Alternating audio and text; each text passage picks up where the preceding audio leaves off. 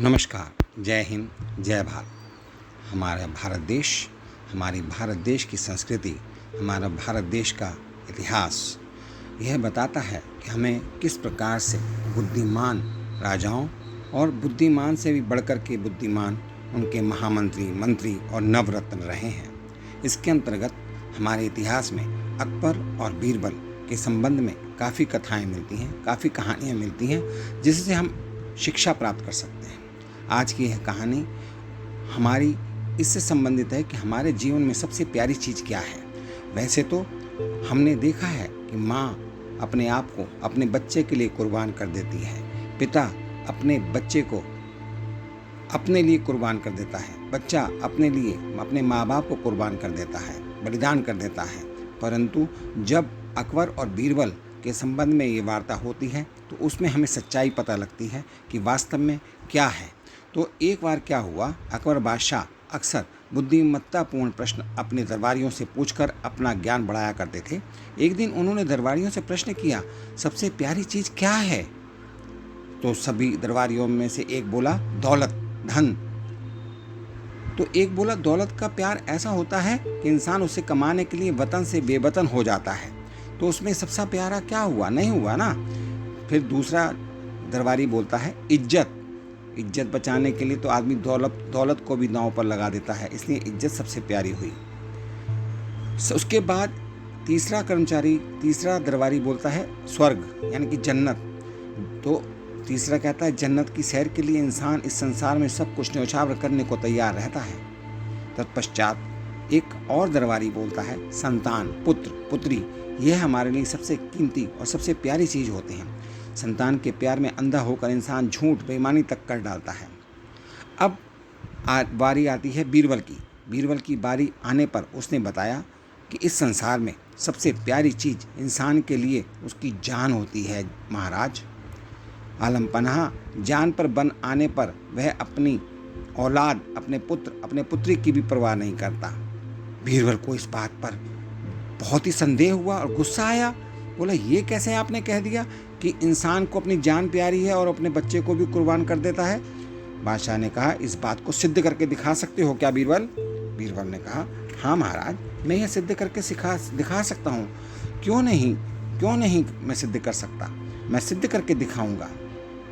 और उसके पश्चात फिर बीरबल के कहने पर किले के एक नदी को, एक हौज को, एक तालाब को खाली करवा कर उसका पानी निकलवा दिया गया।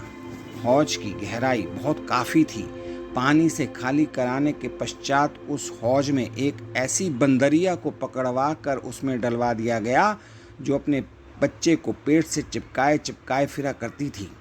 बंदरिया ने टैंक में पहुंचकर काफ़ी उछल कूद की मगर बाहर ना आ सकी। बीरबल के इशारे पर जब उस हौज में पानी छोड़ा जाने लगा, पानी भरते देख बंदरिया पानी से बचने के लिए सूखे में जाने लगी। फिर जब पानी इतना भर गया कि उसके पेट तक आने लगा तो उसने अपने बच्चे को प्यार करते हुए पीठ पर बिठा लिया। जब पानी और बढ़ा तो उसे हाथों में उठाकर खड़ी हो गई। पानी बढ़ता ही जा रहा था, यहाँ तक कि बंदरिया डूबने लगी थी। उसके सिर तक पानी पहुँच गया, उसके पैर भी उखड़ने लगे। तब उसने अपने आप को बचाने के लिए बच्चे को नीचे फेंक दिया जिसे पेट से चिपकाए फिरती थी। इतना ही नहीं, बच्चे को नीचे फेंक दिया और उसके ऊपर खड़ी हो गई जिससे वह बची रहे। अपनी बात साबित करते ही बीरबल के कहने पर हौज का निचला ढक्कन फटाफट खोल दिया गया जिससे पानी निकल जाए और वह बंदरिया अपने बच्चे के साथ बाहर निकल आए। इस घटना को देखकर बादशाह की आंखें फटी की फटी रह गईं। यह मान गए कि वाकई सबसे प्यारी चीज़ हमारे प्राण हैं, हमारी जान है। अपनी जान बचाने के लिए प्राणी किसी की भी परवाह नहीं करता, चाहे वह उसका बच्चा हो, चाहे वह उसका सगा मित्र हो, चाहे वह उसका सगा रिश्तेदार हो। परंतु यहाँ पर कई ऐसे ऑप्शंस मिलते हैं, कई ऐसे एग्जाम्पल मिलते हैं, उदाहरण मिलते हैं जहाँ पर अपनी जान की परवाह न करते हुए कई लोगों ने, कई इंसानों ने, कई प्राणियों ने अपने बच्चों के लिए, अपने मित्र के लिए, अपने रिश्तेदारों के लिए, अपने पत्नी पति के लिए अपने प्राणों को न्यौछावर कर दिया। परंतु ये अकबर बीरबल की जो कहानियाँ हैं, जो अकबर और बीरबल के आपस में चर्चा होती है, इसके संबंध में अलग ही कुछ निर्णय निकल करके आता है।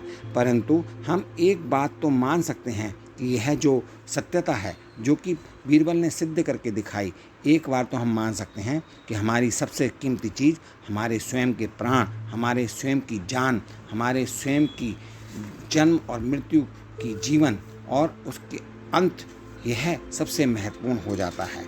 और हम अपनी जान की परवाह बहुत ज़्यादा करते हैं। हमें अपनी जान पर जब आ जाती है तब हम कुछ नहीं देखते और सिर्फ यही देखते हैं कि हम अपने प्राण कैसे बचाएं।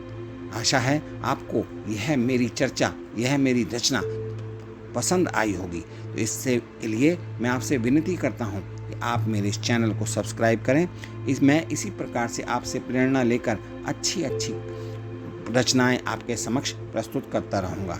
इन्हीं शब्दों के साथ आप सभी परिवारजनों के लिए हार्दिक शुभकामनाएं, हार्दिक मंगल कामनाएं। जय हिंद, जय भारत।